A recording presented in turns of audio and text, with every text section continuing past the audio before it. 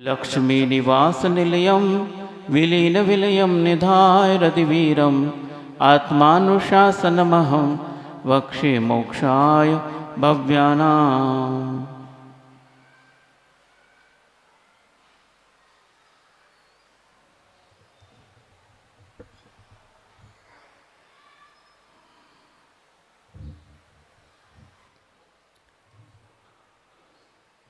8 प्रकार के जो कर्म हैं, उन कर्मों में एक अंतराय नाम कर्म का भी नाम आता है।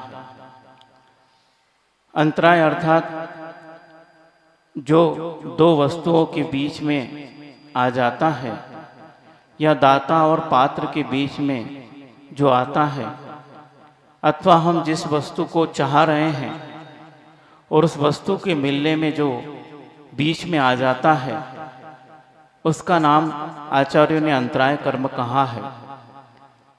बाधा डालने का अर्थ होता है अंतराय, जो बाधा डालता है, बाधा उत्पन्न करता है, हमारे मन के अनुरूप चीज़ों को हमें प्राप्त नहीं होने देता है, उसका नाम अंतराय कर्म कहा। यहाँ पर ज्ञानावरण और दर्शनावरण कर्म के बंध के परिणामों में एक अंतराय नाम कर्म, एक अंतराय नाम का परिणाम भी कहा है। वह कर्म अलग है और यहाँ पर जो अंतराय नाम का परिणाम है वह अलग है। यद्यपि काम वही करता है कि यहाँ पर आचार्य कह रहे हैं कि जो व्यक्ति या जो वस्तु या जो परिणाम ज्ञान को प्राप्त करने में बाधा उत्पन्न करते हैं, जो ज्ञान को हमें प्राप्त नहीं करने देते हैं, ज्ञान को प्राप्त करने की साधन सामग्री सामने है और ज्ञान को प्राप्त करने का क्षयोसम भी हमारे पास है और हम उस ज्ञान को प्राप्त भी करना चाहते हैं, लेकिन जो परिणाम या जो व्यक्ति या जो वस्तु उस बीच में आ जाती है, उसको यहाँ पर आचार्यों ने अंतराय कहा है। और वस्तुतः यहाँ पर परिणामों का व्याख्यान चल रहा है, इसलिए यहाँ पर मुख्यता परिणाम की है। तो जो परिणाम ज्ञान को प्राप्त करने में बाधा उत्पन्न करते हैं, आचार्यों ने उसका नाम अंतराय नाम का परिणाम कहा है, जिससे ज्ञानावरण और दर्शनावरण का बंध होता है। अर्थात जो व्यक्ति ज्ञान को प्राप्त करने में बाधा उत्पन्न करेगा, उस व्यक्ति को उस ज्ञानावरण कर्म का बंध होगा। वो बाधा उत्पन्न जिस परिणामों के माध्यम से कर रहा है, किसी दूसरे व्यक्ति को ज्ञान प्राप्त नहीं करने दे रहा है। वो क्यों नहीं करने दे रहा है? जो व्यक्ति बाधा डाल रहा है उसके अंदर कोई ना कोई ऐसा परिणाम उत्पन्न हुआ है। उस परिणाम का नाम आचार्यों ने यहाँ अंतराय कहा कि उस अंतराय डालने के माध्यम से भी बंध होता है। बहुत ऐसी अवस्था हम देखते हैं कि पहले हम तत्व दृष्टि से इसको सोचे कि किस प्रकार हम दूसरे के लिए सच्चे ज्ञान प्राप्त करने में बाधा डालते हैं और हम स्वयं उसमें बाधा डालकर अपने ही अज्ञान को बढ़ाने का कार्य करते हैं, अपने ही स्वयं के सम्यक ज्ञान को ढाक लेते हैं, या कहना चाहिए सम्यक ज्ञान की भूमिका बनने ही नहीं देते हैं, क्योंकि हमारे जीवन में इस प्रकार का अंतराय के माध्यम से वो ज्ञानावरण कर्म अपने अंदर बैठा हुआ है। इसलिए वह सम्यक ज्ञान को हमें प्राप्त करने नहीं देता है, क्योंकि हमने दूसरों के जीवन में उस समीचीन ज्ञान को प्राप्त करने में बाधा उत्पन्न की है। वो ऐसे परिणाम किए हैं कि वो उस प्रकार का ज्ञान प्राप्त ही नहीं कर पाए। बहुत सी ऐसी स्थिति देखते हैं। जब हम घर में भी थे तो हम स्वयं इस चीज़ का अनुभव इस घटनाओं से गुजर चुके हैं। अब व्यक्ति जो है, कई बार ऐसा होता है, हम स्वयं जब घर में मस्ती बहुत करते थे, माता पिता की बात नहीं मानते थे, पढ़ाई लिखाई नहीं करते थे, तो कई बार सहज आप लोग भी निकाल देते होंगे, अच्छा होता किसी माता जी महाराज जी के संपर्क में आ जाता, या अच्छा होता ये भी चला जाता महाराज जी बन जाता, कम से कम धर्म में तो लग जाता। क्यों कहा? क्योंकि अभी जो है वह आपके अनुरूप नहीं है, आपकी बातें नहीं मानता है। और बात कब मानेगा, जब इसके अंदर धर्म की संस्कार आएंगे। और धर्म के संस्कार जो है, धार्मिक व्यक्ति जो धर्म को अपना चुके हैं, ऐसे व्यक्ति के माध्यम से आएंगे तो हम सोचते हैं उनके संपर्क में चला जाए, उनसे प्रभावित हो जाए या उसी मार्ग पर चले जाए तो बहुत अच्छा होगा, कम से कम इसका भी कल्याण होगा और हमारा भी नाम हो जाएगा।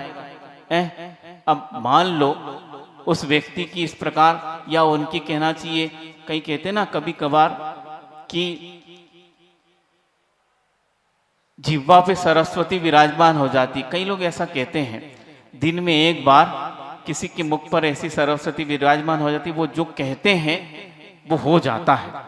वो हो गया किसी के, मान लो जीवन में वो माँ बाप का ऐसा कहना हो गया और वो बात उस बच्चे को लग गई। अब वो बच्चा जो है उसके अंदर जो है धार्मिक भाव उत्पन्न हो गए। अब वह जो है माताजी महाराज जी जो भी आए उनके संपर्क में जाने लगा, उनका प्रवचन सुनना, आहार दान देना, उनकी वैयावृत्ति करना, अब ज्यादा समय वहां देने लगा। अब सोचिए, अच्छा लगेगा आपको ना? बोलो तो। अब दो सिर हिला रहे, नहीं, काय नहीं लगेगा। अब स्वार्थ आ जाएगा। पहले तो स्वार्थ था, तब भी तो हम भावना भा रहे थे कि ये संपर्क में आ जाए। अब उसने वो संपर्क को साध लिया है और बिल्कुल आपका आज्ञाकारी भी बन गया, आपकी सेवा भी कर रहा है और धर्म भी समय दे रहा है। अब देखिए वो कहते क्या है, क्या है ये सब, क्या कर रहे हो? दिन भर वहीं लगे रहते हो, सुबह से उठ के उनकी चर्या में, फिर दोपहर को भी प्रवचन सुनने, क्लास सुनने, शाम को वैयावृत्ति, घर में समय कब दोगे? घर है कि धर्मशाला? बोलते कि नहीं? मतलब धर्मशाला, इसका अर्थ क्या है? जहां कोई भी जो है जिम्मेदारी का काम नहीं होता, उसका नाम धर्मशाला है ना? बोलो सही है। वो तो धर्मशाला अर्थात जहां जिम्मेदारी नहीं निभाई जाती उसका नाम धर्मशाला, और जहां जिम्मेदारी निभाई जाती उसका नाम घर की शाला है। घर है, वो कर्तव्य किए जाते, इसीलिए बोलते कि नहीं? ऐसा बोलते हैं अपने बच्चों को, ये धर्मशाला है, जब मनाया आ गए, जब मनवा चले गए। ऐसा नहीं चलेगा। घर का भी कर्तव्य है, माँ बाप के प्रति भी कर्तव्य है। पढ़ोगे लिखोगे नहीं तो किस प्रकार आप अच्छी नौकरी कर पाओगे?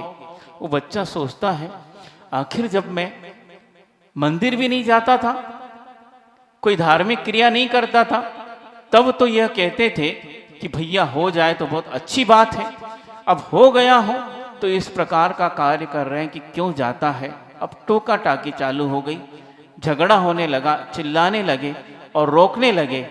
तो बंधुओं, यह केवल हमारा स्वार्थ है।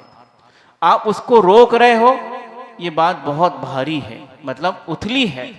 आप उसको नहीं रोक रहे हो, अपने स्वयं के कल्याण को रोक रहे हो। आचार्य कहते हैं, तुम्हारे सम्यक ज्ञान में बाधा है। वह व्यक्ति पाप करने नहीं जा रहा है, वो अपने समय का, प्रतिपल का सदुपयोग करने जा रहा है। जिस वीतरागता को प्राप्त करके भगवान ने अपने जीवन में केवल्य की उपलब्धि की है और सिद्ध पद को प्राप्त किया है, ऐसे अरहंत परमेष्ठी की शरण में जाकर उसके सारे पाप नष्ट हो सकते हैं।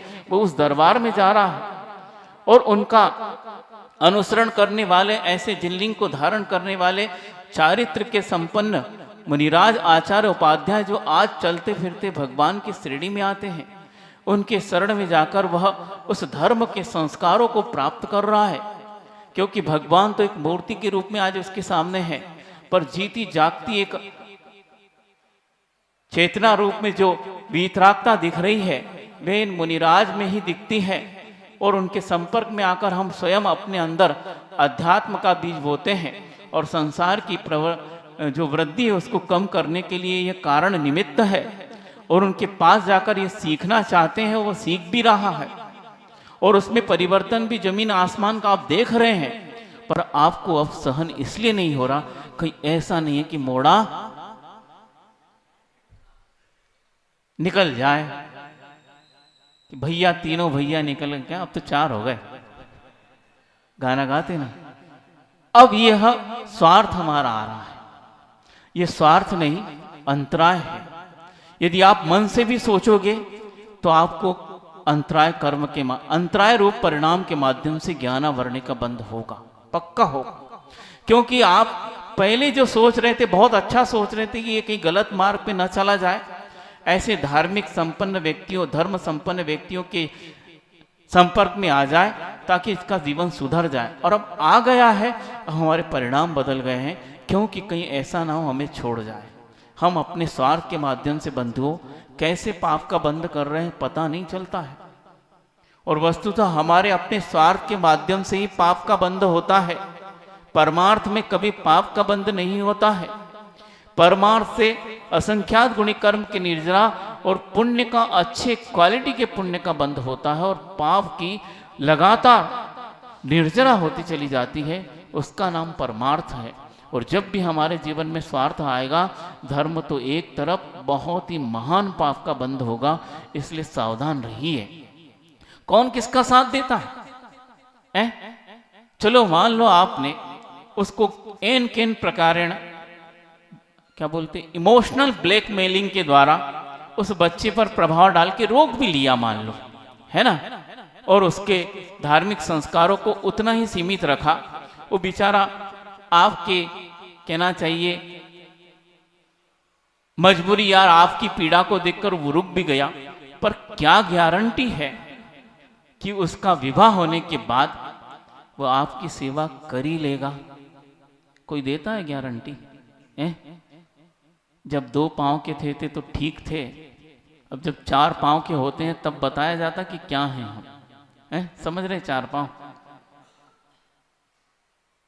क्या गारंटी कि वो हमारी सेवा करेगा ही, हमारे बुढ़ापे को अच्छा बनाएगा ही? कोई गारंटी नहीं है।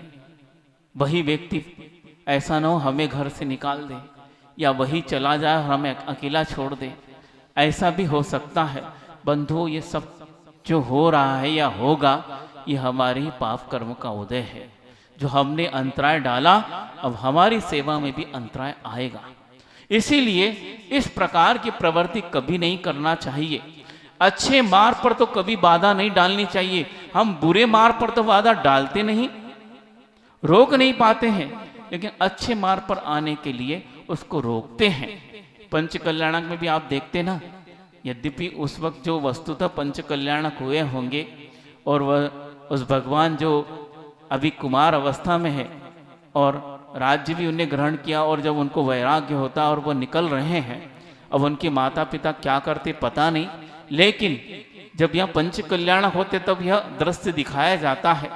अब उन भगवान को भी जो वस्तुतः 3 ज्ञान के धारी हैं, मन, क्या बोलते हैं, मति ज्ञान, श्रुत ज्ञान और अवधि ज्ञान भी जिनके पास है, और उनकी चर्या भी सुनते हैं, एक व्रती के समान जो पंचम गुणस्थान व्रती होता ऐसी होती, हालांकि संकल्प नहीं लेते हैं वह, लेकिन और उनको केवल ज्ञान होना ही है, तीर्थंकर पद उनके पास है, सब जानते हैं, फिर भी स्वार्थ देखिए बाधा डालने का वहां इस प्रकार का दृश्य उपस्थित किया जाता है कि वह भगवान को समझा रहे हैं कि अब हमारा क्या होगा, हमें तुम छोड़ के चले जाएगी क्या? हमने इसीलिए तुमको इतना बड़ा किया।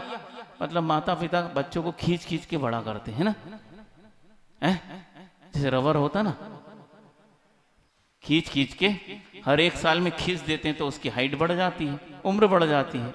तो क्या बोलते हैं, हमने इसलिए तुमको बड़ा किया, मतलब उनने किया, नहीं तो हम होते ही नहीं बड़े।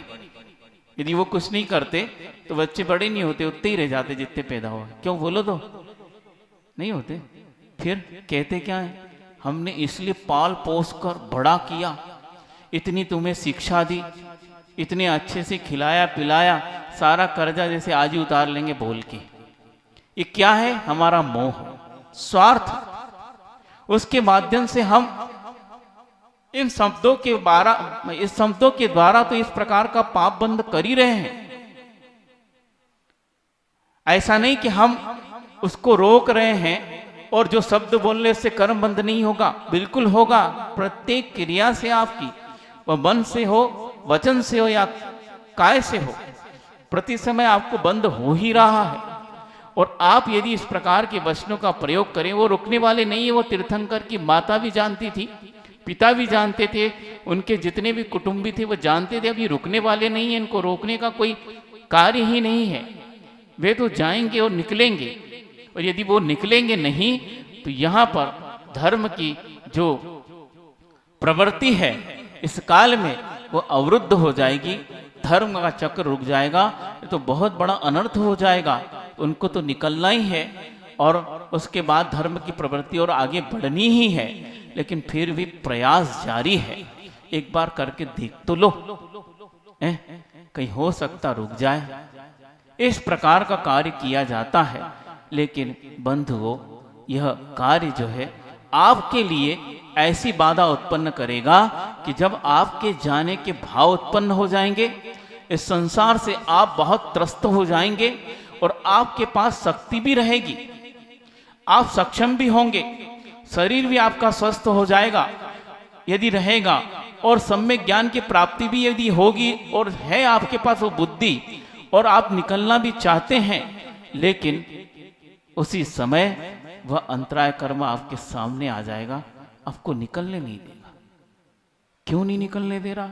मैं स्वस्थ हूं, सारी इंद्रियां काम कर रही है और मेरे पास सम्यक ज्ञान भी हो गया है और मुझे पता चल गया है संसार का और मोक्ष का स्वरूप क्या है और मेरे दुखों का कारण क्या पता भी चल गया है। निकलना भी चाहता हूं, तीव्र उत्कंठा है, लेकिन कौन बीच में आ रहा है पता ही नहीं। वह कर्म आ रहा है जो हमने किया है, आज नहीं किया, पूर्व में किया है। अच्छे रास्ते पर जाने के लिए, अच्छा ज्ञान प्राप्त करने के लिए हमने किसी न किसी में बाधा पहुंचाई है। हम अंतराय कर्म उस अंतराय के निमित्त बने हैं और ऐसे निमित्त बने हैं कि उस व्यक्ति को ज्ञान प्राप्त करने में, अच्छाई को प्राप्त करने में हम बिल्कुल जैसे दीवार के समान आड़े खड़े हो गए हैं और वह व्यक्ति उस चीज को प्राप्त नहीं कर पाया है और हम ही उसमें कारण बने हैं। तो आज वह कर्म तुम्हारे लिए कारण बन रहा है, कोई बाहरी निमित्त कारण नहीं बनता, क्योंकि कर्म उदय के लिए नवकर्म होना जरूरी है, ये बात अवश्य है। लेकिन नवकर्म उस कर्म को उत्पन्न नहीं कर रहा है, आपका कर्म उत्पन्न हुआ है, इसलिए हम किसी न किसी को नवकर्म बना लेते हैं, या वो व्यक्ति नवकर्म बनकर हमारी कर्मों की उदीर्णा करा देता है। लेकिन स्वयं अपने अंदर कर्म है तो बन रहा है। यदि आपके अंदर वो कर्म नहीं है तो निश्चित रूप से आपके लिए वह बाधा उत्पन्न करेगा नहीं। सामने वाला व्यक्ति हमारे स्वयं के कर्म है और हमने इस परिणामों से बांधे हैं।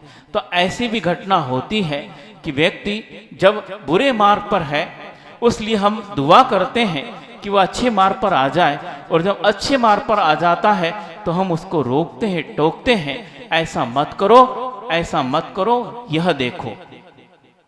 यह अंतराय, बाधा उत्पन्न की जा रही है। केवल ज्ञान के माध्यम से नहीं, चारित्र के क्षेत्र में बाधा उत्पन्न कर दी जाती है, तो हमारे लिए उस प्रकार का कर्म बंद होता है कि हम उस चारित्र को पुनः प्राप्त नहीं कर सकते हैं। ऐसे घटनाक्रम देखने को मिलते हैं। यह तो तत्व दृष्टि से बात हुई। हम लौकिक दृष्टि से भी बात करें, व्यवहारिक दृष्टि से, कि ऐसा लौकिक क्षेत्र में भी बहुत देखने में आता है कि व्यक्ति दूसरे के ज्ञान में कैसी बाधा उत्पन्न करता है। बच्चे जो हैं स्वयं अध्ययन कर लेते हैं, उन्होंने कल जो पेपर है उसका पूरा अध्ययन कर लिया, और केवल अध्ययन नहीं किया, 2-3 बार रिवाइज भी कर लिया, अभ्यास कर लिया है, उसको दोहरा लिया है। अब उनके पास समय तो बचा है, बेचारा उनका रूममेट है या दोस्त है, अब उसको पता है ये थोड़ी कमजोर बुद्धि का है, वो बेचारा पढ़ रहा है, वस्तु तो साल भर तो पढ़ा नहीं, परीक्षा के टाइम ही पढ़ रहा है। अब मैंने तो पढ़ लिया है और थोड़ा फालतू हूँ, अब क्या करूँ। पहुंच गए उसके पास, क्या चल रहा है? अध्ययन चल रहा है, कल पेपर है भैया, अभी डिस्टर्ब मत करो। अरे हो जाओगे यार, क्या करना है, चलो थोड़ा घूम के आते हैं। उसके मन में जो है, हालांकि वो वस्तु तो घुमक्कड़ था ही, साल भर से घूम ही रहा था, अब तो पेपर का समय आया, उसको भी थोड़ी सी चेतना आ गई है, वो पढ़ने लगा है, लेकिन संस्कार तो है और वो जानता भी है वो मित्र कि देखो मैं थोड़ा कहूंगा और वो चला जाएगा। उसको ये पता नहीं कि वो चला जाएगा तो निश्चित रूप से फेल हो जाएगा, क्योंकि मैं तो पढ़ चुका हूं, मेरी पढ़ाई पूरी हो चुकी है। अब किसी प्रकार परीक्षा ले लो, वो कॉन्फिडेंस उसके पास है, लेकिन वह अपने दोस्त के लिए क्या कह रहा है, चलो घूम के आते हैं। क्यों घूम के आते हैं? हमारी तो हो गई पढ़ाई, यदि उसकी नहीं होती तो वो घूमने नहीं जाता, लेकिन उसका सब कुछ हो चुका है, समय बाकी है। अब फालतू बैठ के क्या, क्योंकि फालतू बैठ के क्या बोलते हैं आप लोग, खाली दिमाग शैतान का घर। मतलब अब खाली बैठेंगे तो पता नहीं क्या आएगा प्रश्न, मैं कर पाऊंगा कि नहीं, मैंने याद तो किया है, कहीं वहां भूल जाऊं तो। इस प्रकार फितूरी उत्पन्न होती है, और जो ऐसा भय उत्पन्न होता तो जो याद है वो भी हम भूल जाते हैं। कई बार पेपर में ऐसे ही होता है, मान लो पहला प्रश्न जो आया है, और मान लो कभी हमने कदाचित उसको पढ़ नहीं पाए या वो हम उसको याद नहीं कर पाए, और पहला ही प्रश्न यदि मान लो ऐसा आ गया, अब आगे के प्रश्न सरल भी क्यों न हो, ऐसा लगता सब भूल गया हूं,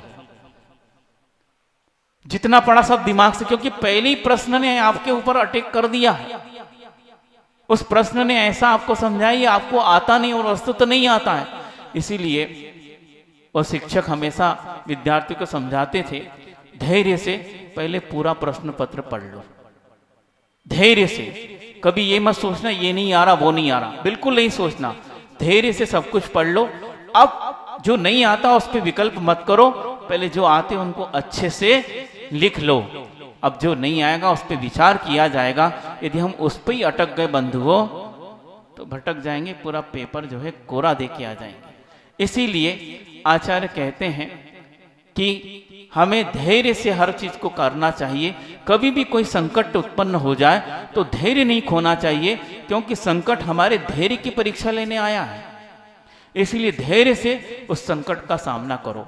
तो इस प्रकार वह बच्चा समझता है कि मैं तो हल कर लूंगा, पर यह बच्चा पढ़ नहीं रहा है, और वह यदि नहीं पढ़ेगा उसके लिए तो एक ही दिन है, और मैं तो 365 पूरे दिन पढ़ता हूं और मेरी पढ़ाई पूरी हो चुकी है, लेकिन वह इसी समय पढ़ रहा है। अब वह मैं बाधा डालूंगा तो उसकी पढ़ाई नहीं होगी, ये सब समझ रहा है, लेकिन फिर भी उसको घुमाने ले जाता है। अच्छी बात याद आ रही, बता दें, अब जो होता है वो तो सबको होता है, क्यों होता है ना। छात्र जीवन सब बिता के आए हैं, हम भी ग्रुप स्टडी करते थे 3-4 दोस्त मिलकर, और ऐसा था कि बस जब टाइम टेबल आता तभी पढ़ाई करना शुरू करते थे। उसके पहले तो जब स्कूल से आते बस्ता फेंका और खेलने निकल जाते थे, क्योंकि ये सोचते ही नहीं थे टॉप आना है, ये सोचते थे पास होना है और 2 महीने में पास हो जाएंगे पढ़ के। तो इस प्रकार अब, लेकिन एक बात है कि जब टाइम टेबल आ गया फिर इधर उधर की बात नहीं, कमर कस के पढ़ाई और जम के पढ़ाई होती थी, और उस वक्त इधर उधर की बात नहीं होना। और जब पेपर का दिन आता उस दिन रात भर पढ़ते थे, ताकि सुबह से अच्छा पेपर, और सो जाएंगे तो कहीं भूल न जाए, इसलिए रात भर पढ़ाई करते थे। कुछ दोस्त ऐसे थे, उसमें पढ़ते तो थे, ऐसा नहीं पढ़ते थे, पढ़ते थे वो, लेकिन थोड़ा पढ़ाई में उनका मन कम लगता था, और वो बार बार घड़ी की ओर देखते थे। घड़ी की ओर इसलिए देखते थे क्योंकि ये फिक्स किया गया था कि 2 बजे जो है आप कितने भी बजे पढ़ाई करो, 2 बजे पढ़ाई करके खत्म करके 2 से 3 घूमने चलना है। उस वक्त बस स्टैंड पर जाकर वहां चाय वाय और नाश्ता करते थे, रात्रि भोजन त्याग नहीं था। तो वह बेचारा, उसका मन नहीं लग रहा है, तो वो बार बार घड़ी देखता था। ये घड़ी क्यों देख रहे, अरे 2 कब बजेंगे यार, 2 बजे का तुम्हें चिंता क्यों, घूमने जाना है वो चिंता है। वो बाधा नहीं डाल रहा है, ये तो सबने मिलके फिक्स किया है 2 बजे चलना है, तो इसलिए वो किसी को कह नहीं रहा अभी जल्दी चलो, वो 2 बजे का समय देख रहा है। क्यों देख रहा है, क्योंकि यह परिणाम उसके अंदर कब उत्पन्न हुए, आज तो वो फल दे रहे हैं कि यह परिणाम स्वयं के, कोई दूसरा व्यक्ति उसको प्रोत्साहित नहीं कर रहा कि चलो घूमने। यहाँ तो आचार्य कहते जिसने पढ़ाई कर ली है वो दूसरे को यदि बाधा डालता है, लेकिन यहाँ पर कोई दूसरा व्यक्ति अभी सामने नहीं है। मैं स्वयं उस विचार कर रहा था, लेकिन कब बना, पहले उस व्यक्ति ने किसी के जीवन में ऐसी बाधा डाली तो आज उसके परिणाम स्वयं हो रहे हैं। कोई दोस्त उसको प्रेरित नहीं करना, चलो 2 बज गए चलना है हमको, उसका मन वैसे ही पढ़ाई में नहीं लग रहा है। क्यों नहीं लग रहा, क्योंकि उसने अपने जीवन में कई बार किसी को ज्ञान प्राप्त करने में बाधा डाली है। तो आज उसका मन इस प्रकार हो रहा है, वो 2 बजे का रास्ता देख रहा है, 2 बजे और 1 घंटे के लिए इस पुस्तक से छुट्टी मिले तो अपना काम हो जाए। अरे अभी मिल ही रही है यार, तुम छोड़ दो, मत पढ़ो ना। कि नहीं, ऐसा भी नहीं है, नहीं पढ़ूंगा तो फिर कहने को हो जाएगा कि मैंने पढ़ा ही नहीं है, पुस्तक हाथ ही नहीं लगाई। और तुम तो मेरे मम्मी पापा को कह ही दोगे, वहां पिटाई जरूर होगी। कहने को तो होगा नहीं, पुस्तक तो लेके बैठा है, अब क्या कर रहा है वही जाने। तो इस प्रकार कर्म कार्य करता है कि वह व्यक्ति के जीवन में कोई दूसरा निमित्त नहीं बन रहा, लेकिन वो कर्म अंदर ही बैठा है। वो ज्ञानावरणी कर्म जब हम बहुत आवश्यकता होती है हमें उस ज्ञान की, तभी वह उत्पन्न हो जाता है और वह कर्म ही हमारे जीवन में बाधा डालता है। और यहाँ पर आचार्य कह रहे हैं कि स्वयं आप यदि दूसरे के जीवन में बाधा डालते हो सच्चे ज्ञान की प्राप्ति में, तो आपको ही ऐसे ज्ञानावरणी कर्म का बंध होगा और कालांतर में कोई निमित्त बने अथवा न बने, आपका उस सम्यक ज्ञान प्राप्ति के लिए प्रयास में कभी भी उत्साह नहीं आएगा। वह आपके उत्साह को समाप्त कर देगा, क्योंकि आपने स्वयं दूसरे के जीवन में बाधा डाली है। तो ऐसा करते हैं, उसको घूमने के लिए प्रेरित करते हैं और वो चला भी जाता है, और क्या होता है उसका रिजल्ट ही बताता, वो बेचारा फेल हो जाता है। ये तो प्रसन्न है क्योंकि ये पढ़ चुके थे और अच्छा मार्क लाकर, अच्छे नंबर लाकर भी पास हुए हैं, पर वो दोस्त फेल हो गया है या तो सप्लीमेंट्री में आया है। अब उसको रोना आता, अब रोने से क्या होता है? उस वक्त तुम चेत जाते, लेकिन ऐसा नहीं है कि तुम्हें बंद नहीं हो, आज तुम टॉप आ गए हो, लेकिन ये कर्म कहीं न कहीं तुम्हें बाधा अवश्य देगा। जानते बूझते भी तुमने उसके ज्ञान में बाधा डाली है, वह ऐसे समय तुम्हें बाधा देगा जिस वक्त तुम्हें उस चीज की अत्यंत आवश्यकता होगी, और वह कर्म उसी वक्त आएगा और तुम्हें लिए वो वस्तु मिल नहीं पाएगी। ऐसा होता अंतराय है। आपको नहीं होता? बहुत सुबह से भावना भाते हैं और 6 बजे उजाला होता तब से लग जाते हैं, और आपको इंतजार है 10 बजे का। क्यों 10 बजे भोजन खाना? इसलिए है। क्यों इंतजार है 10 बजे का? आपने जो मेहनत की है, जो पुरुषार्थ किया है शुद्ध भाव से, और उसका रिजल्ट अब 10 बजे निकलना है। कि कोई ऐसा महापात्र अथवा मध्यम पात्र आपके द्वार पर आएंगे और आपको वो संतुष्टि देंगे, और मान लो आ जाते हैं तो आपके उत्साह का पारावार नहीं रहता, लेकिन फिर भी डर लगता है। कब तक? जब तक महाराज जी वापस बैठ न जाएं। तो पहले से बिठा दो ना, खड़े काहे कर गए? मन शुद्धि वचन शुद्धि काय शुद्धि कह के महाराज जी अंजलि छोड़िए, निवेदन ही मत करो, बैठे हैं बैठे बैठे वापस कर दो तो टेंशन नहीं होगा। नहीं, हम उन्हें खड़ा तो कर लेते हैं, लेकिन जब तक बैठते नहीं वापस तब तक अंदर लगी रहती है, कहीं ऐसा ना हो जाए। भय मत करो बंधु, क्योंकि भय से वापस कर्मों की उदीर्णा हो सकती और होती है। निर्भय और उत्साह से जब हमारे जीवन में भय आता तो उत्साह जो है भंग हो जाता है, और वहां पर ऐसा क्षेत्र है अत्यंत आह्लाद और उत्साह से, ऐसा जैसे मैंने पूरा समर्पित कर दिया है उस व्यक्ति को जो महापात्र मेरे द्वार पर आए हैं। और ऐसे पात्र जिन्होंने समस्त संसार के भोगों का, परिभोगों का, परिग्रह का त्याग कर दिया है, और आज भी केवल अपने शरीर के संचालन के लिए वो लेने आए हैं। उन्हें रस का कोई लोलुपता नहीं है कि मुझे अपनी जिह्वा इंद्री को तृप्त करना है। वे शरीर को चलाना चाहते, चारित्र का पालन करना चाहते, इसलिए आए हैं। और ऐसे व्यक्ति आए और आपको ऐसा भाव होता है सब कुछ दे डालूं, ये आह्लाद और अलोल्य भाव जिसको कहते हैं वो होता है, होना भी चाहिए, क्योंकि श्रावक का ये गुण बताए गए हैं। और तब थोड़ा सा भी यदि भय रखोगे, वहां 7 गुणों में कहीं भय गुण लिखा है? सप्त गुण लिखे हैं आपके, और 9दा भक्ति आपकी लिखी है। भय क्यों करता है? भय करोगे तो निश्चित रूप से ऐसे कर्म की उदीर्णा आ जाएगी कि वह दाता और आपके बीच में, पात्र और आपके बीच में आ जाएगा और आपको पुनः दुखी कर सकता है। वो पात्र दुखी नहीं हुआ, क्यों? आहार नहीं मिलने से वो दुखी नहीं होता। हाँ, जब सम्यक ज्ञान में उसको बाधा होती है तब उसे लगता है कि हमारा कर्म आ गया है, लेकिन आहार नहीं मिला तो वो संतुष्ट होकर आते, बहुत अच्छा, कर्म निद्रा का और साधन मिल गया। गया तो था खाने के लिए और भोजन करने के लिए, लेकिन नहीं मिला तो बहुत अच्छा है। इसलिए अब दिन भर जो है और असंख्यात गुणी कर्मों की निर्जरा बढ़ जाएगी, क्योंकि यदि समता भाव रखूंगा तो, और वह समता भाव से उस दिन को भी बिता देते हैं, और दूसरे दिन का भी भरोसा नहीं है कि मिल ही जाएगा, क्योंकि कर्म तो वहां भी लगा है। तो इस प्रकार आपके बीच में कौन आया है? कौन आया? महाराज जी आ गए, और महाराज जी नहीं आते तो अंतराय होता ही है। कई लोग ऐसे भी कहते हैं, देखो यही तो हमारा कर्म है, हालांकि आपकी सोचना ठीक है, ठीक मतलब ठीक नहीं कहना, आप सोचने आ जाते हैं।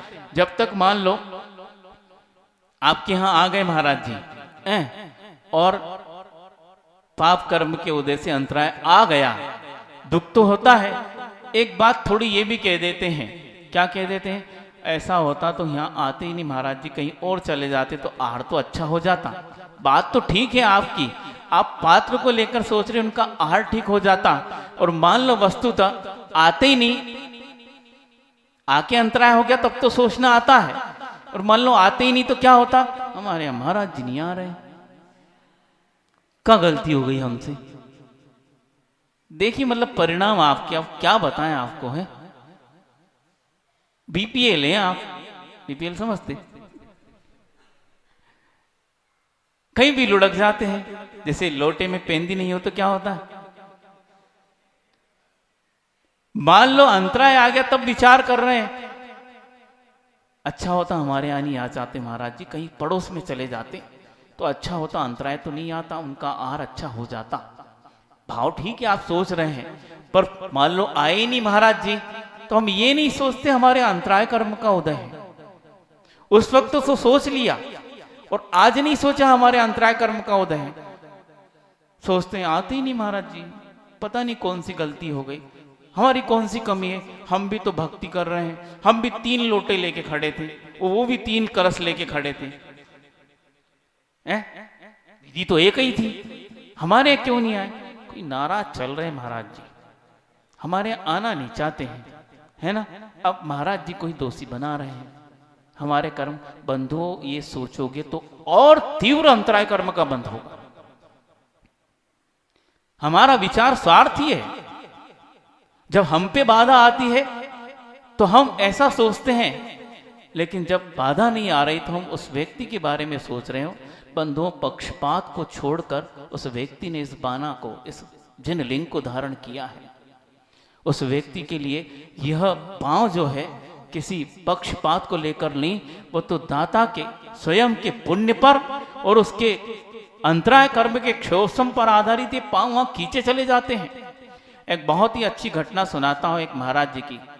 अंतराय कर्म का चल रहा है तो देखिए कैसे अंतराय कर्म, मतलब अंतराय की बात चल रही ना, कैसे अंतराय आता वो भी ऐसा ही है।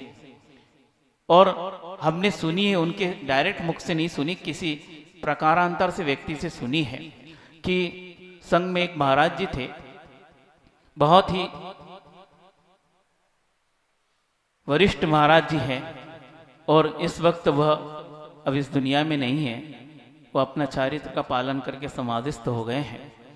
तो एक व्यक्ति वहां पर महीने भर से चौका लगा रहा होगा, और लगभग संघ के लगभग सभी महाराजों के आहार हो गए होंगे, शायद मुनिराज के तो सब हो गए होंगे, वो केवल बचे थे। और बहुत मतलब कि ना आचार्य से बहुत करीब नंबर था, चौथा 5वां ही नंबर होगा। इतने वरिष्ठ महाराज जी आ नहीं रहे हैं तो उसको विकल्प तो होता है। अब वो 1-2 दिन तो शांत रह गया, लेकिन जब पानी सर से ऊपर हो जाए तो व्यक्ति आकुलता तो करता ही है।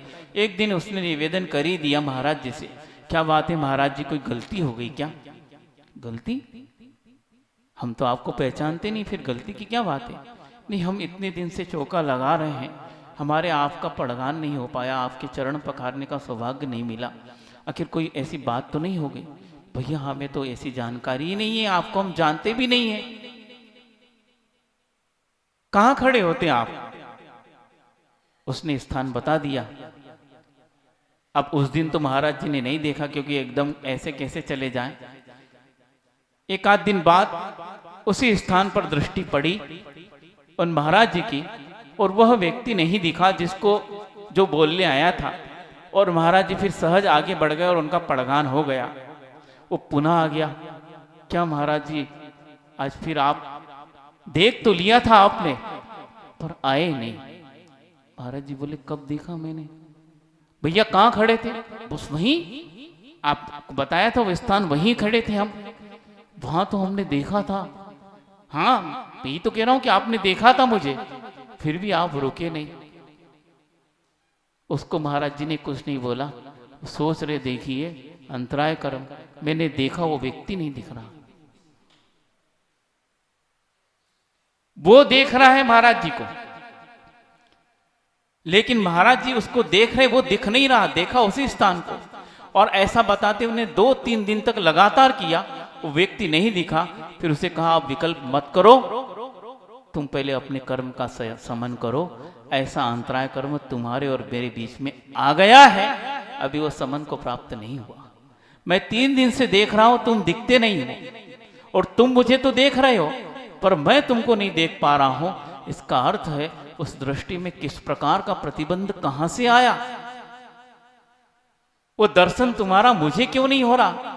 तो ऐसा अंतराय कर्म कभी या तो हमने किया है या तुमने किया है कि हम उस चीज को प्राप्त नहीं कर पा रहे हैं। तो बंधुओं, ऐसे ही अपने जीवन में घटित होगा, पक्का लिख लो। ऐसा तीव्र अंतराय कर्म और क्यों आता है? बस इसीलिए आता है कि हमारे विचार स्वार्थपरक हो जाते हैं। जब वस्तुतः सोचना चाहिए कि हमारे अंतराय कर्म का उदय है, तब हम दूसरे को दोष देते हैं। वो नाराज है, वो आना नहीं चाहते हैं, वो हमें पसंद नहीं करते हैं, ऐसा भी बोल देते हैं। अरे पसंद ना पसंद यदि होती तो घर में ही रहते हैं।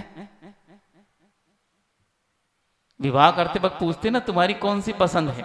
और जब वो विवाह ही छोड़ दिया है तो पसंद ना पसंद क्या, कर्म है ये। इस कर्म को हम विचार नहीं कर पा रहे हैं कि ऐसा कौन सा अंतराय कर्म है जो हमें नहीं मिल पा रहा। हे पक्का है, ऐसा नहीं है, बिना कर्म के ये कार्य नहीं होता। कोई व्यक्ति चलाकर कोई कार्य नहीं कर सकता। वो कार्य का यदि संकल्प भी किया है तो उसका कर्म उदय वैसे आया है तब संकल्प किया है। बिना कर्म के क्षयोपशम से चारित्र का संकल्प भी नहीं हो सकता। जब कसाय का क्षयोपशम होगा तभी संकल्प चारित्र का ले सकते हैं, बिना उसके संकल्प के भाव भी नहीं होंगे। ये सारा का सारा जीवन कर्मों पर आधारित है। तो महाराज जी, हमारे हाथ में क्या है? जब सब कर्म के अधीन है, आपके हाथ में केवल पुरुषार्थ है। कौन सा? जो भी कर्म उदय में आ रहा है उसमें शांत बने रहना, इतना ही पुरुषार्थ, और कुछ नहीं है। क्या कर लोगे? कौन सा फावड़ा है जो कर्म को उखाड़ के फेंक दोगे आप? है किसी के पास? है? जब वो शिलान्यास होता ना तो फावड़े और गेती की भी बोली लगती है, ले लेना और उखाड़ लेना। ऐसा कोई गेती फावड़ा नहीं बना जो आत्मा से आपके कर्म उखाड़ ले। तो क्या है महाराज जी? केवल शांत। जितना आप अपनी कषायों को शांत रखो उतने ही वो कर्म आकर चले जाएंगे, आपको पुनः नवीन बंध नहीं देंगे। बस यही प्रक्रिया है, इतना ही पुरुषार्थ है। और इतना पुरुषार्थ सस्ता नहीं है, सरल नहीं है। करके देख लो, पसीना आ जाएगा। कर्म के उदय में समता का भाव बनाए रखना ये बहुत कठिन होता है। और श्रावक जिनका व्रतों का संकल्प नहीं है, असंयत सम्यक दृष्टि है, उसके लिए तो और कठिन होता है। लेकिन फिर भी रास्ता तो यही है, जब तक हम धैर्य धारण नहीं करेंगे तब तक कर्म ढीले नहीं पड़ सकते, उनके बंधन। तो इतना ही पुरुषार्थ है, लेकिन इतना ही बहुत बड़ा पुरुषार्थ है कि कर्म तो अपने समय से आएंगे और वो आपके बीच में बाधा उत्पन्न करेंगे। हमको शांत रखना है, समता परिणाम रखना है, किसी और को दोष नहीं देना है। यदि दोगे तो पुनः वो कर्म बंद होगा। अपने स्वयं के कर्मों पर आप चिंतन न करके, उन्हें दोष न देकर निमित्त को दोष देंगे तो निश्चित रूप से पुनः तीव्र कर्म का बंध होगा। और वो बंध किस क्वालिटी होगा? आज तो कम वेदना दे रहा है, लेकिन कालांतर में कितनी वेदना देगा आप उसका अंदाजा नहीं लगा सकते। आज तो फिर भी सोचने में आ रहा कि इसने किया, उस वक्त इतना भी सोचने में नहीं आएगा, सारी बुद्धि भ्रष्ट हो जाएगी। ऐसे तीव्र अनुभाग का उदय भी हो सकता है। इसलिए परिणामों को संभालो, नहीं तो निश्चित रूप से हम कभी संभल नहीं पाएंगे। केवल यही है। तो ऐसा अंतराय हमारे बीच में आता है। और भी कुछ कार्य करते हैं बच्चे, जो हम लोग भी करते थे कि अब घुमाने नहीं ले जा रहा, वो उसने मना कर दिया, नहीं। मान लो कोई व्यक्ति, हम नहीं जाएंगे घूमने, हमें पढ़ना है, तुमने पढ़ लिया, हमारे बीच में आ रहे हो, तुमको जाना है तो जाओ। ठीक है, हम तो जा रहे हैं। अब धीरे से घर से बाहर निकले और मेन स्विच क्या कर दिया? मेन स्विच बोलते ना, हाँ, एमसीबी डाउन कर दी। क्या हो गया? और लाइट चली गई। अब पढ़ो, अब तो चलना पड़ेगा। वो पेतरा काम नहीं आया, अब लाइट बंद कर दी, अब पढ़ो। वो बेचारा सोचता है यार अब तो पढ़ाई होगी नहीं। अब वो कह भी रहा था दोस्त घूमने जाने के लिए, कहीं चला नहीं गया हो यार, थोड़ा घूम ही आते हैं। अब वो सोचता है तो देखता है कि वो खड़ा ही है, इसको ये पता नहीं कि इसने जो है लाइट गिराई है। और इस प्रकार बाधा देते हैं। वो पढ़ने वाला सोच सकता है कि चलो आज लाइट बंद हो गई, कोई बात नहीं, अभी इतने प्रश्न याद किए, आंखें बंद करके उसको दोहरा ही लूं, तो ये भी तो अभ्यास है, ये भी तो पढ़ाई है। पर वो ऐसा नहीं सोचता, क्योंकि अंतराय कर्म स्वयं का भी आ गया और उसने भी बाधा दे दी। तो इस प्रकार हम करते हैं, या तो लाइट बंद कर देंगे, या बच्चे क्या करते हैं, स्वयं पढ़ लिया इसलिए, स्वयं नहीं पढ़ेंगे तो कोई खटकर्म नहीं सुझेंगे। स्वयं पढ़ लिया है, आश्वस्त हैं, इसलिए सारे खटकर्म सुझ रहे हैं। और यदि स्वयं की पढ़ाई नहीं हो तो भैया अरे बिल्कुल समय नहीं है, अब मरने की फुर्सत नहीं, ऐसा बोलते हैं। मार कौन रहा है? मरने के बाद तो फुर्सत ही फुर्सत हो जाएगी, ऐसा भी बोलते हैं। क्योंकि मैंने पढ़ा नहीं है, पढ़ लिया इसलिए, और जानबूझकर ये कर रहे हैं। या तो हम फिर उसकी पुस्तक छिपा देंगे, बेचारा आके ढूंढेगा, पुस्तक भी फाड़ देते हैं। इस प्रकार के कई कर्म करते हैं जो हमारे बीच में इस प्रकार का कार्य कर देता है। इसको बोलते अंतराय कर्म। बंधुओं, बच के रहना, क्योंकि ऐसा कर्म आप अपने परिणामों से करते हो, और इन परिणामों से ऐसे ज्ञान के आवरण करने वाले और दर्शन को आवरण करने वाले कर्म के बंध होते हैं, जो आपके जीवन में अज्ञानता की वृद्धि करते हैं। तो इस प्रकार यह अंतराय कर्म है। आज तो पूरा कर देते हैं। और उसके बाद प्रदोष, निर्णव, मात्सर्य, अंतराय और असाधना। असाधना का अर्थ आचार्य ने बताया है, कोई व्यक्ति धर्म का उपदेश दे रहा है, या कोई व्यक्ति स्कूल में भी आपको अच्छी शिक्षा दे रहा है, और मान लो वह शिक्षा बहुत अच्छी भी, आपको अच्छी भी लग रही है, लेकिन मैं इसको स्वीकार कैसे कर लूं? इसीलिए व्यक्ति जो है शरीर से अथवा वचन से उस ज्ञानी का, उस ज्ञान का अनादर करता है, उसका सम्मान नहीं करता है। उसको पहले जो प्रदोष कहा था वहां भी अनादर के भाव है, लेकिन वहां मन ही मन ईर्ष्या करता है, वो वचन से कुछ नहीं बोलता। जैसे स्तंभ हमने उदाहरण दिया था, स्तंभ के समान बिल्कुल बैठ जाता है, कोई प्रशंसा के भाव नहीं, और अंदर ईर्ष्या के भाव चल रहे हैं, उसको प्रदोष का। लेकिन असाधना में वह शरीर के द्वारा क्रिया भी करता है। अच्छा बोला जा रहा, ये क्या हुआ, कुछ बोला सिर से, ये जो एक्टिंग हुई वो क्या है? अरे बहुत देखे तुम्हारे जैसे, कुछ नहीं आता तुमको, एक्टिंग कर दी, मतलब अच्छी बात नहीं कर रहे तो। ये एक्टिंग मतलब शरीर की क्रिया, शरीर से उसका अनादर कर दिया। वचनों से मान लो वो अच्छा कर रहा है, क्या आता है इनको, थोड़ा सा सीख लिया और बताने चले, इससे ज्यादा तो हमको आता है, ये क्या बता पाएंगे। इस प्रकार वचनों से भी करते हैं, या अथवा क्या करते हैं, और वो आप सब करते हैं, अभी भी कर रहे होंगे, देखो कर भी रहे हैं। यदि इतना अच्छा उपदेश चल रहा है, बाजू वाले से बात करने लगे, क्या बात कर रहे हैं, पूछ रहे होंगे धर्म के बारे में। धर्म के बारे में नहीं, कुकर तो चढ़ा है, सीटी आ गई होगी, कहीं जल न जाए चावल और दाल, के तो आए थे उनको, 3 सीटी के बाद बंद कर दियो। किया होगा कि नहीं, कहीं मोबाइल में तो नहीं लग गए, तो चढ़ा के काहे को आए थे जब इतनी चिंता है? तो ये क्या चल रहा है? आपस में बात कर रहे हैं, उस ज्ञान का अनादर हो रहा है, असाधना हो रही है। एक भी शब्द हमारे जीवन में कब कल्याणकारी हो जाए पता नहीं, छूटना नहीं चाहिए। लेकिन हम उस धर्म सभा में भी आकर आपस में बात करने लगते हैं। और कई लोग सोचते हैं हम आ तो गए, आगे आके नारियल चढ़ा लेंगे, महाराज जी को पता चल जाए श्रीमान उपस्थित हैं, और पीछे जाके बैठ जाएंगे। हम तो बिल्कुल थे, पीछे इसलिए बैठ गए, आगे बैठेंगे तो महाराज जी देखते रहेंगे हम क्या कर रहे हैं, पीछे जाके गप्पे लड़ रहे हैं।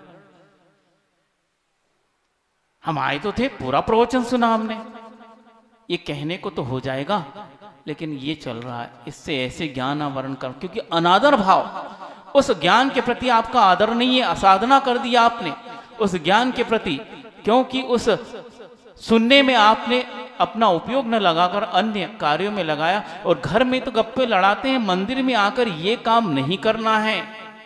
यहाँ हम किस लिए आए, हमारा कर्तव्य क्या है, हमें क्या करना, नहीं तो 24 और है कितना समय, 1 घंटा भी नहीं हम सुनना चाहते हैं। 1 घंटा और 23 घंटे आपको मिलेंगे उस पाप कार्य को करने के लिए, वही करोगे। हम कह नहीं रहे करो, करना तो वही है, पर 1 घंटे में हमारी कौन से निर्जरा हो सकती है। लेकिन यहाँ भी यदि बंद करोगे तो बंधुओं कौन सा क्षेत्र बना जहाँ हम इस कर्मों की निर्जरा कर सकते हैं।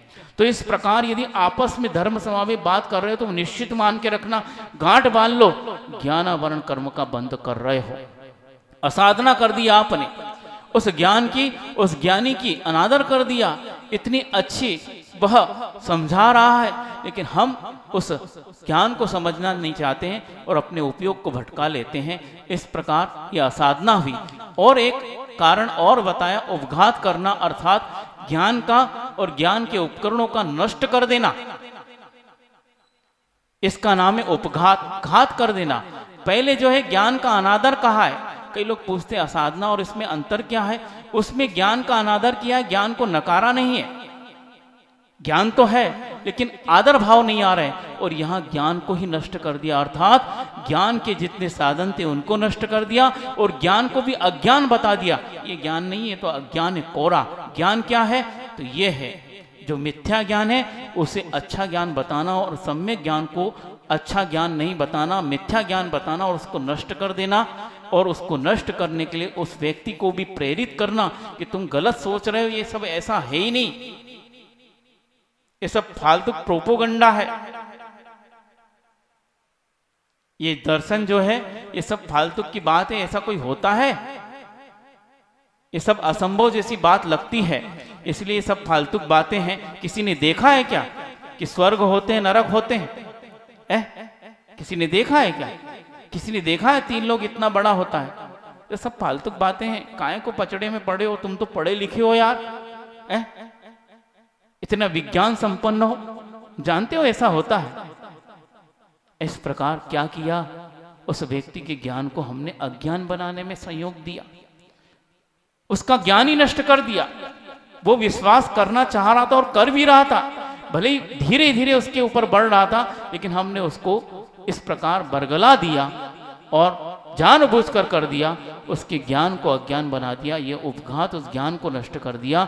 इससे भी ऐसे भयंकर कर्म का बंध होता है। इसलिए बंधुओं, ये परिणाम हमारे हैं जो हमारे ज्ञान को नष्ट कर रहे हैं, कोई दूसरा नहीं। इसलिए अब प्रश्न पूछो तो संभल के पूछना कि ज्ञान क्यों नहीं हो रहा है। अपने अंदर झांक के देखो, हमने कौन सा कर्म किया है ज्ञान को नष्ट करने के लिए। कहीं प्रदोष तो नहीं कर दिया, कहीं निन्नव तो नहीं कर दिया, कहीं मात्सर्य भाव तो नहीं रख रहे, किसी के बीच में अंतराय तो नहीं बन गए, या हमने असाधना कर दी उस ज्ञान की, या कहीं उस ज्ञान को नष्ट उपघात तो नहीं कर दिया। ऐसे परिणामों के माध्यम से हमारा ज्ञान नष्ट हुआ है।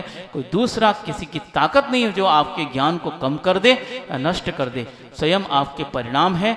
इसलिए कोई स्कूल कॉलेज अच्छे से अच्छा हो, या कोई बहुत अच्छा गुरु हो, या आपके पास साधन संपन्नता भी क्यों न हो, अच्छी अच्छी पुस्तकें हो, केवल ज्ञान का साधन नहीं है, वो आपको ज्ञान दे नहीं सकती। आपको स्वयं उनसे ज्ञान प्राप्त करना है।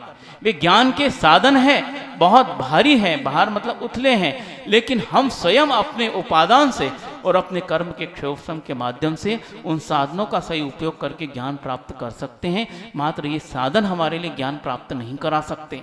और जब आपके कर्म का क्षयोपशम होगा, जब आपके परिणाम शुद्ध होंगे, तब आप इस प्रकार का ज्ञान प्राप्त कर सकते हैं।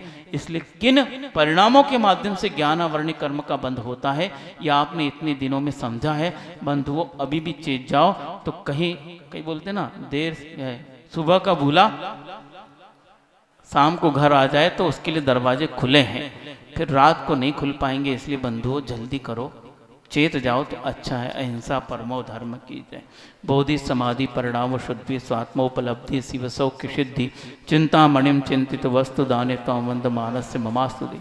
द्वादशांग दिनवाड़ी माता की जय। परम पूज्य आचार्य गुरु से विद्यासागर जी महामुनिराज की जय। परम पूज्य व्यापक श्रमण समय सागर जी महामुनिराज की जय।